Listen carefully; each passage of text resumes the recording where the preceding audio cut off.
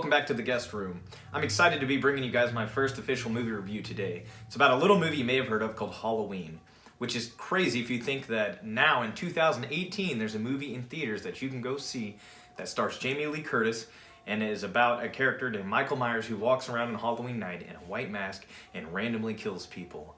It's pretty awesome if you think about it. This review is just going to be bare bones what I thought about the movie after my first viewing. I will be seeing it again next Saturday, and this will be a spoiler-free video.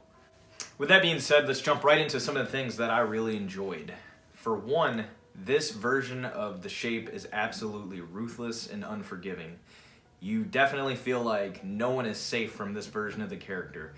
It truly feels random, and I cannot emphasize how random it really feels. It feels like no one's safe at any given time. It's just a random path of destruction that he goes on, and you feel like no one's safe. And to caveat off of the randomness of the attacks in this movie, this is without a doubt the most brutal version of Michael Myers we've ever seen on film. And yes, I'm comparing that to the Rob Zombie version of Michael Myers as well. He's absolutely intense in this movie. He is unforgiving, and there's not much violence to speak of, honestly, but when the violence happens, it happens hard, and the movie does not shy away from it at all. And something should be said about how this movie looks in general. The cinematography is fantastic.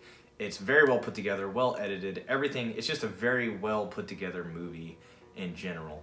It holds that nice old school Halloween theme pretty strongly, but it has kind of a new age edge to it. And if you're not in the loop by now, this movie takes place exactly 40 years after the events of the 1978 film directed by John Carpenter. Michael Myers has been incarcerated in the Smith's Grove Sanitarium for 40 years, and when he's being transported to a new facility, the bus crashes and he is released, and that's when all hell breaks loose. Jamie Lee Curtis reprises her role as Laurie Strode in this movie as a very broken, battered woman who is struggling through intense PTSD symptoms.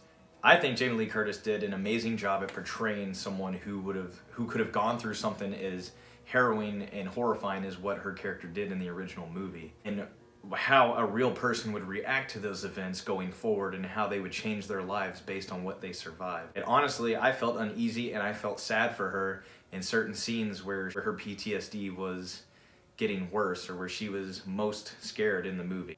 I felt what she was feeling. This extreme fear and PTSD in Laurie's life, of course, leads to hardships between her and her daughter and her granddaughter. That is a sole focal point of the movie. It leads to some pretty rough relationships between the three of them. But when the time comes to use her preparedness against the antagonist of the movie, Michael Myers, she's more than ready. And we ultimately get to see a badass version of Laurie Strode that we really haven't seen up to this point. And it's actually very interesting to see. Halloween does fall into some familiar horror tropes along the way, but I was more than happy just being in the theater watching a iconic horror slasher do his thing. That was enough for me to look over those shortcomings. I was a little nervous going into Halloween because of the inevitable comedy that would be added due to the director, David Gordon Green, who is well known for making comedy. I have to say, the comedy that was included in the movie really didn't faze me. There's one particular character who is comic relief of the entire movie, and he got a ton of laughs out of my audience that I saw the movie with.